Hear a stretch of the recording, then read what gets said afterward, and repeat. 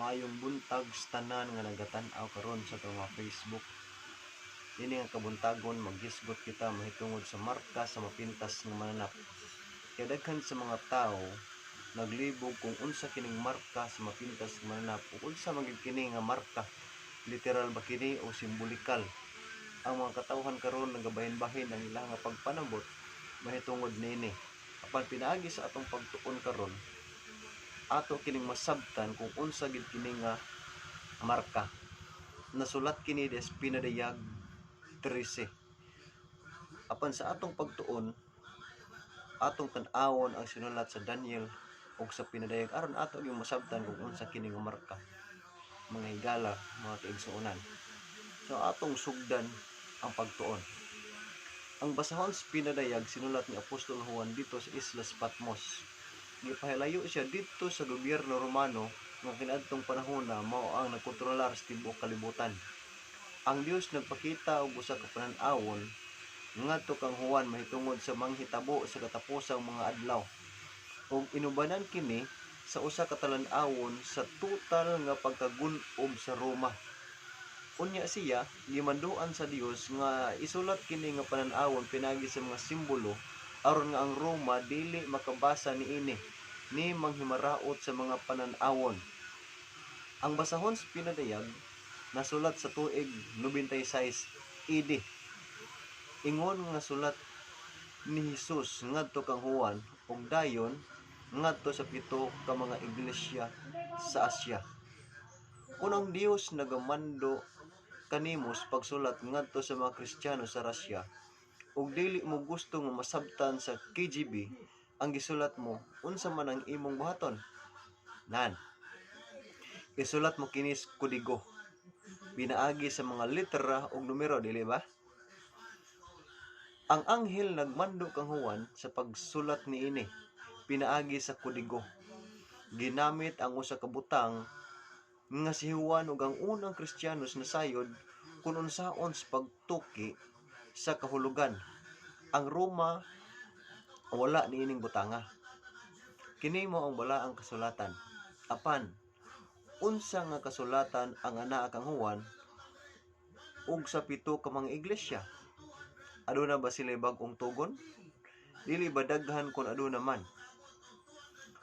Wala matipon ni Jerome ang bag-ong tugon hangtod sa ikatulo nga siglo AD. So, atong padayonon ang pagbasa ini nga libro. Busa, unsa man ang ilang Biblia niadtong panahon na.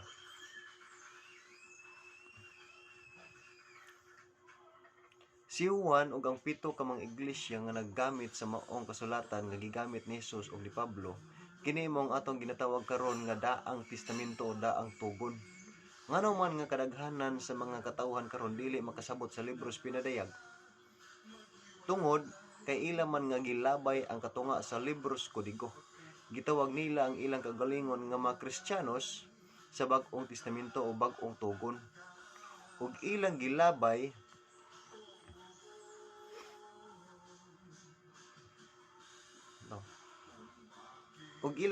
ang katunga sa libros kodigo.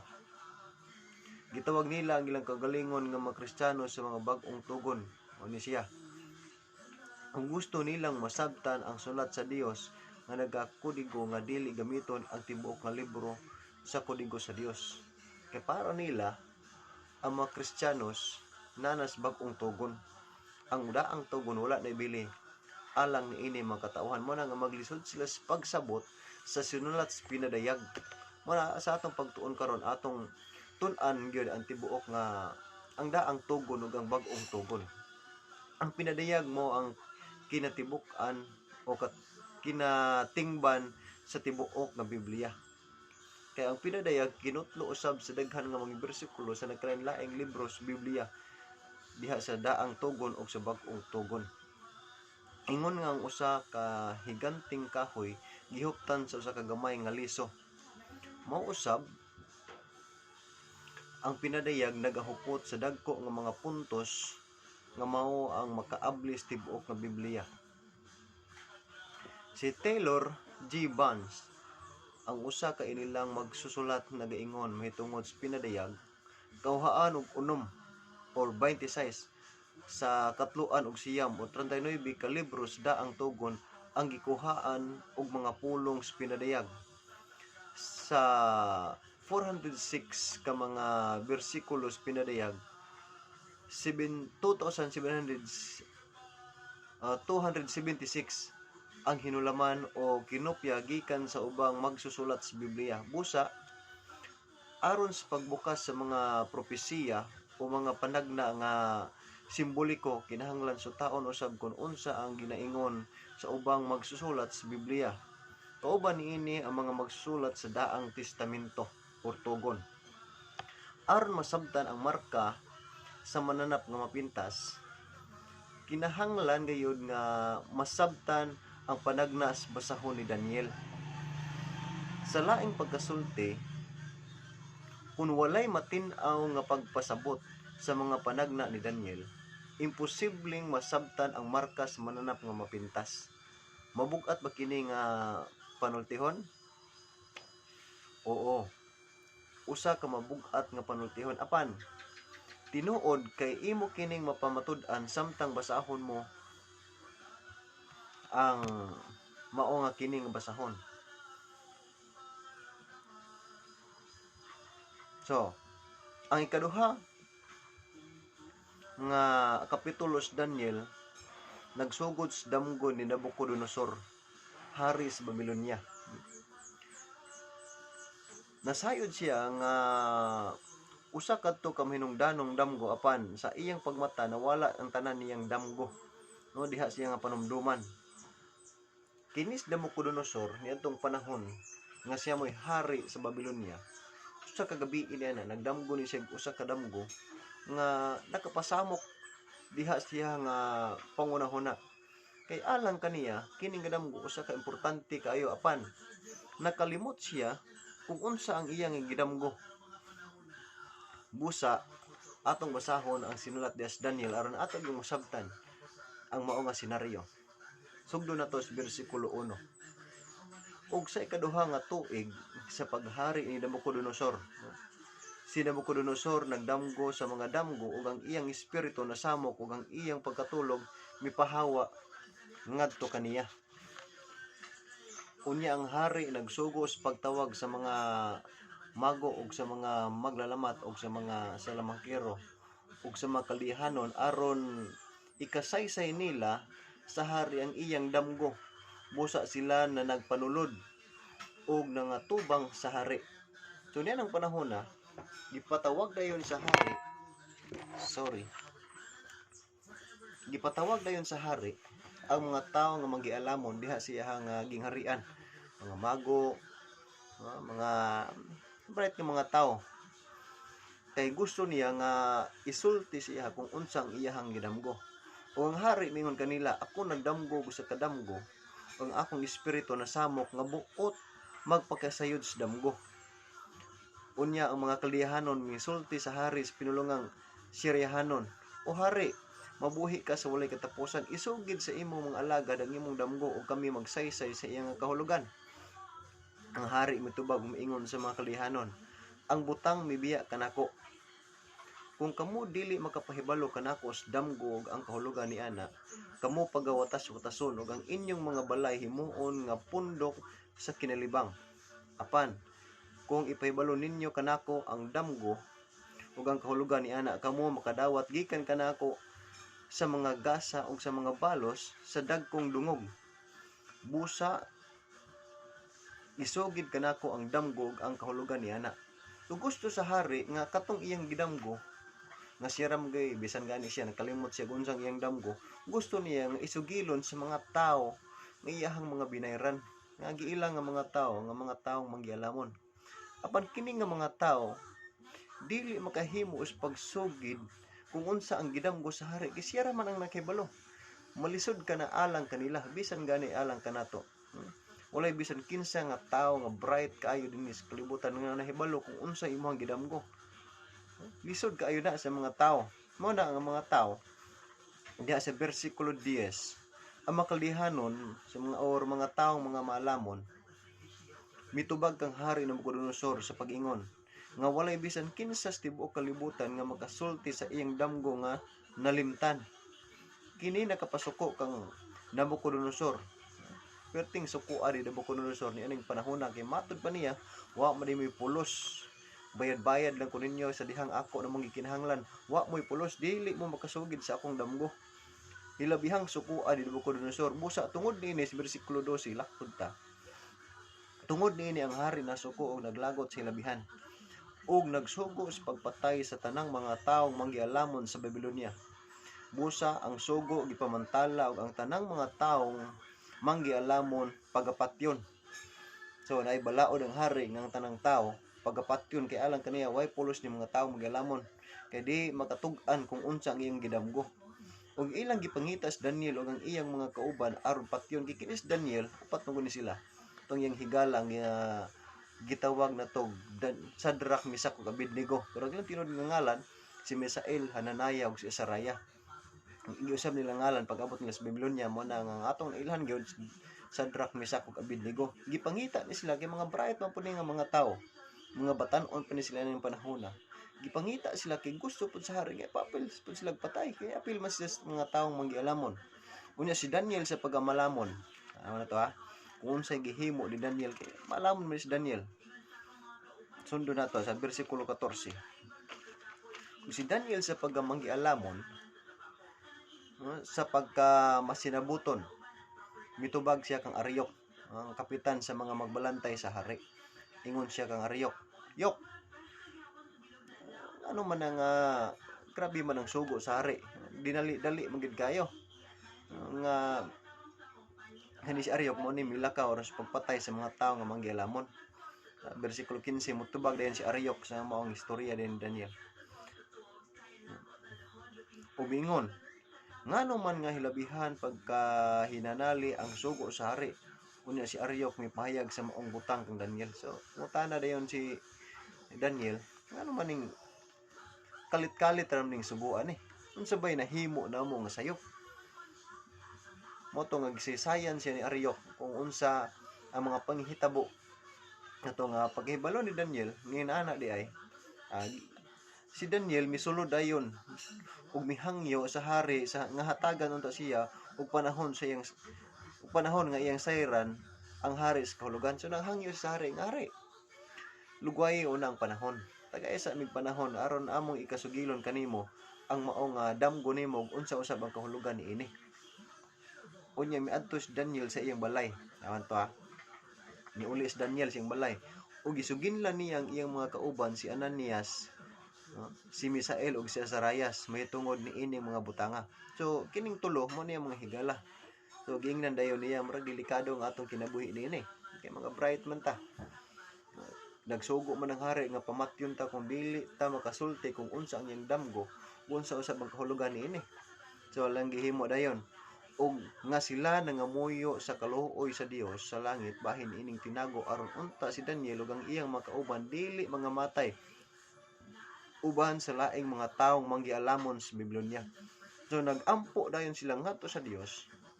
Ang unta kaloy-an sila ron dili sila mga matay. Unya ang tinago gipadayag dayon ngadto kang Daniel pinaagi sa usa ka panan-awon sa kagabion. So ang ilang ampo gitubag sa Dios. Pinaagig panan-awon diha sa kagabion samtang natulog si Daniel. Unya gidayeg ni Daniel ang Dios sa langit. So sa pagkabuntag si Daniel nagpakita sa hari og gisultihan niya kini nga ang Dios nagsulay sa pagpakita kaniya pinaagi niining damgo kung unsa ang mahitabo sa katapusang mga adlaw. So iya din giingnan ng hari Nabucodonosor nga hari diha sa bersikulo 28 nga kining imong damgo usa ka damgo nga hilabihan kaayo ka importante. Kaya nagsulti kini sa mga butang nga manghitabo sa mga adlaw nga umalabot o sa katapusang mga adlaw. Ang damgo nga gihatag sa Dios kang Nabucodonosor may usa ka hanay sa panghitabo sa katapusang mga adlaw. So giladlad niini ang manghitabo gikan sa adlaw ni Nabucodonosor hangtod sa katapusan sa kalibutan. Diha sa bersikulo 31 gisugdan ni Daniel ang pagsaysay sa damgo sa hari. So, mao di ay nga si Nabucodonosor nasamok ang iyang espiritu sa mga damgo nga iyang nalimtan tungod kay ilabihan day importante kini ang damgo ha. Gihatag kini sa Dios ngadto kang Nabucodonosor nga si Daniel mo gigamit aron sa paghubad niini aron pasabton kita kung unsa ang mga manghitabo gikan sa panahon ni Nabucodonosor hangtod sa katapusan sa kapanahonan.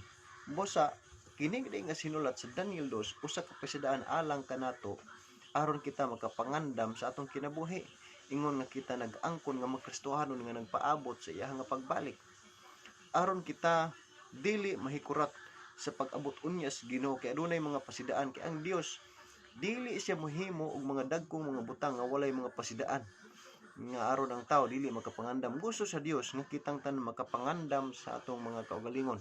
Busa ang damgo gisugdan ni Daniel sa pagsugid ngadto sa hari diha sa bersikulo 31 sa Daniel 2. Ikaw o hari nakakita og usa og nakasud-ong sa usa ka dakong larawan. Kining larawan nga dako uyamot ug kansang kasilaw maayo kaayo mitindog sa imong atubangan. Ang dagway ni ana makalilisang. Kuyaw ang pagkahubad ni Daniel o pagsaysay ni Daniel sa mga damgo sa hari. Mahitungod niini nga larawan. Ang iyang ulo bulawan nga lunsay, ang iyang dughan o ang iyang mga bukton sa lapi, ang iyang tiyan o ang iyang mga paa tumbaga, ang iyang mga bitiis puthaw, o ang iyang mga tiil may bahin sa puthaw nga may bahin nga yutang pulunon. Nakita mo hangtod nga ang usa ka bato gisapsap nga walay mga kamot minglapdo sa larawan sa iyang mga tiil nga puthaw yuta nga kulunon ug nakadugmok kanila. Unya ang puthaw ang yutang kulunon, ang tumbaga ug ang salapi ug bulawan nagdungan pagkadugmok ug nangahimong samas tahop sa mga salog nga giukanan sa panahon sa ting-init ug sila ginapadpad sa hangin sa pagkaagi nga walay dapit nga nakita alang kanila ug ang bato nga naglapdos larawan nahimong usa ka dakong bukid ug gipuno niini ang tibuok kalibutan. Dili ba imong mahanduraw nga si Nabucodonosor ug naglingkod sa ngilid sa iyang trono ug nagsinggit oo mao kana ang damgo mao kana apan unsa ang kalugan ni ana ha. Gisaysay ni Daniel nga ang damgo ni sa hari nagdamgo siya usa ka larawan nga makalilisang. Kay kini nga larawan nagkalailahi ang metal diha siya nga lawas. Ang ulo gitawag og bulawan. Ulo nga bulawan. Unya ang dughan niini ang duha ka bukton silver nga ubos-ubos og bili sa bulawan. Then ang iya nga bat-ang niini bronze. Then ang iya nga paa padulong ngadto sa bitiis usa ka puthaw. Then ang tiil niya adunay bahin sa puthaw ug yutang kulunon. Nagsagol sila apan dili magakatapot. Unya naaday nakita nga adunay batong gisapsap nga walay kamot ug miigo kini sa larawan. Nga kini nga larawan pagkaigo ni inis ngadto sa bato ang maong larawan nabungkag, nadugmok, nahimong daw samas tahop ug ipalid lamang ngadto sa hangin ug kini nga bato nga miigo midako ug milukop sa tibuok nga kalibutan. Atong tan-awon kung unsa man ang kahulugan sa mga damgo. Lisod kaayo nga dili ta makasabot sa mao nga kahulugan sa damgo. Apan gibati ni Nabucodonosor nga mao gid ang damgo. Tinuod gina apan unsa may pasabot niya nga damgo. Atong tan-awon. Aron mahulagway gid nato o masabtan kung unsam gid ay ngano man may kalabutan kini sa katapusang panahon. Kini nga damgo nga naghisgot ra ni siya og mga metal, lahi-lahing metal diya sa usa ka larawan. Aton tan-awon. Sa bersikulo 38 si Daniel nagsugod sa pagsulti kang Nabucodonosor sa kahulugan nga gipakita sa Dios mahitungod niini nga damgo. Hilom kaayo ang lawak, walay usang nangahas pagtingog samtang hari namati kang Daniel. So niadtong panahon na wagi bisan kinsa nga nagsulti kay naghinam-hinam gid sila kung unsa man gyud ang kahulugan niini nga damgo nga gisaysay ni Daniel. Sa ang hari usab naminaw siya og maayo sa mga damgo o sa gisaysay ni Daniel mitungod siyang damgo. Sa bersikulo 38 atong tanawon. Ikaw mao katong ulo nga bulawan. Ara. gisugdan nga pagsaysay ni Daniel og giingnan dinhi si Hari Nabucodonosor, Hari, katong ulo nga bulawan nga imong nakita sa damgo, ikaw kadto. Ug sunod kanimo may mutindog ang usa ka gingharian nga labing ubos kanimo ug may laing mga ikatulong gingharian nga tumbaga nga magabuot sa yuta. Sa ato pa, ang katong ulo nga bulawan nagsimbolo kato ngadto kang Nabucodonosor og human sa iyaha adunay mulupig ngadto kaniya. But pasabot gun-ubon ang iyang girian kay lahi na pud maghari sa tibuok nga kalibutan nga ubos ra pud niya bili atong sayron kung unsa kini mga pinangga. Ug ang ikaupat ka gingharian mulig-on sama sa putaw, sanglit ang putaw magadugmok ug magadaog sa tanang mga butang ug sama sa putaw nga magapigsat ni ining tanan. Kini nga gingharian magabungkag ug magadugmok.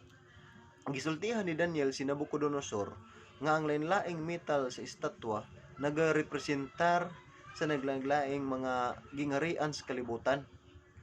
Ug bisan pa nga wala gisulti sa Dios kang Daniel ining higayuna kung unsang mga gingharian katong uban, gisultihan niya si Daniel nga ang naunang ulo mao ang bulawan nga mao ang Babylonia ni Nabucodonosor.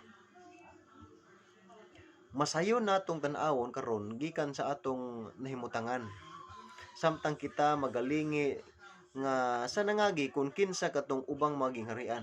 Ang Babylonia gipukan sa Medo-Persia sa tuig 538 BC. Ang Medo-Persia gipukan sa Gresya sa tuig sa 331 BC. Ang Gresya gidaog sa Imperyong Romano sa tuig 168 BC. Kung adunay tawo nga buot mobasa sa pagdugang mahitungod ni ining mga upat ka imperyo, moadto lang sila sa mga librarya nga publiko ug manghulam sa libro nga gitawag og The Heritage of the Ancient World. Sinulat kini ni Stewart C. Easton, New York Reinhardt and Company nitong 1956 to 1960. Imong mamatikdan nga ang historiador miuyon sa hanay sa Dios mahitungod sa kaagi sa kalibutan. Pagkanindot. Iyang gipamatud-an nga ang upat ka mga gingharian nga nakita ni Nabucodonosor sa iyang damgo mao gayud ang naghari sa kalibutan. Imong mabasa ang talaan sa mga sulod. Ang makaldihanon ug ang bag-ong Babylonia, ang dagkong Persianong imperyo, ang sibilisasyon sa Grego, ang patukuranan sa Romanong imperyo. Ang Babylonia sa dihang nga naghari kini niadtong 500 natapos niadtong 538 BC kay gilupig man sila sa Medo-Persia.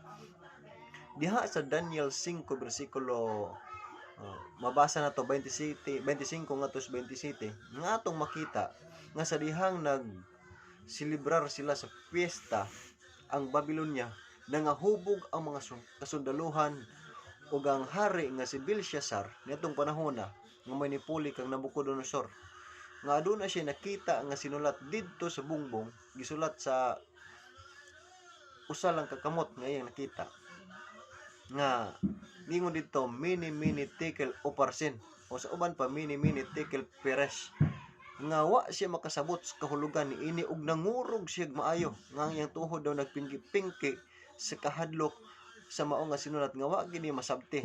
Busa nitong panahon gipatawag na usab niya si Daniel. Si Daniel ini nga panahon medyo maedad na nga siya usab ang naghubad o gigamit sa Dios nga may muhubad sa mga sinulat nga wala masabtan sa hari nga si Belshazzar kung unsa kato nga damgo. So niadto nga panahon ang Media ug ang Persia nagahimo na day plano kung unsaon nila pagpukan o pagpildi ang mao nga Babylonia atong tan-awon sa sinulat sa Daniel aron ato gyud masabtan. Matud pas Daniel 5 akong masahon di sa ato nga balaan kasulatan.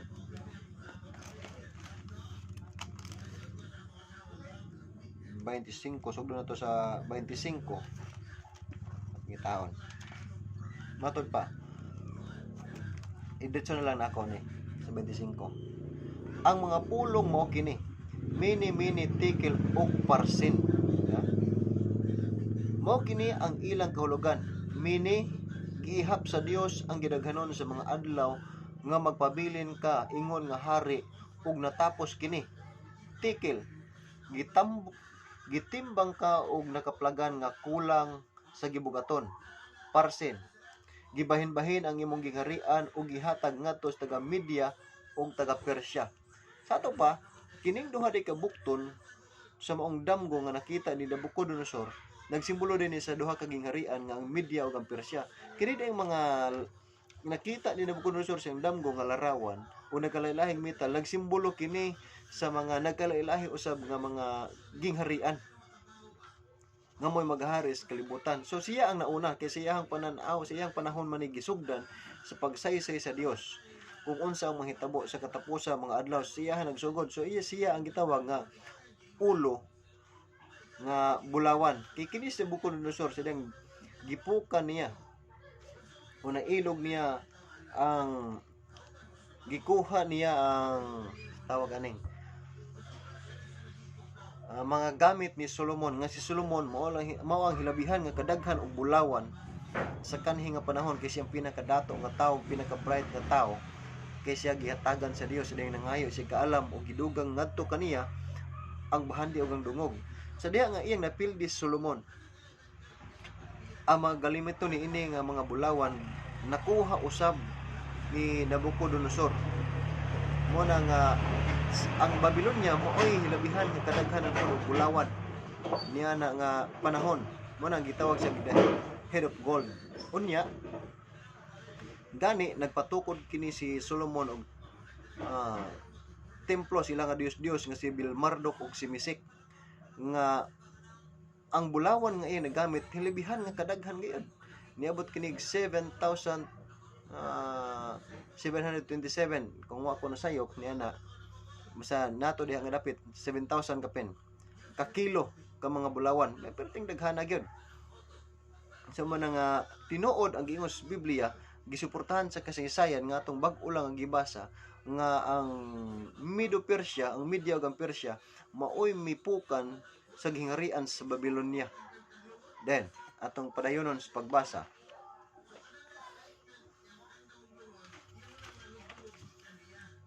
Kining upat kadagko nga magingharian nga gisimbolohan sa panan-aw ni Nabucodonosor naghari sa nailhang kalibutan sa ilang kapanahunan. Apan karon atong padayonon ang hubad niini sa Daniel o ni Daniel niining damgo sa bersikulo 41.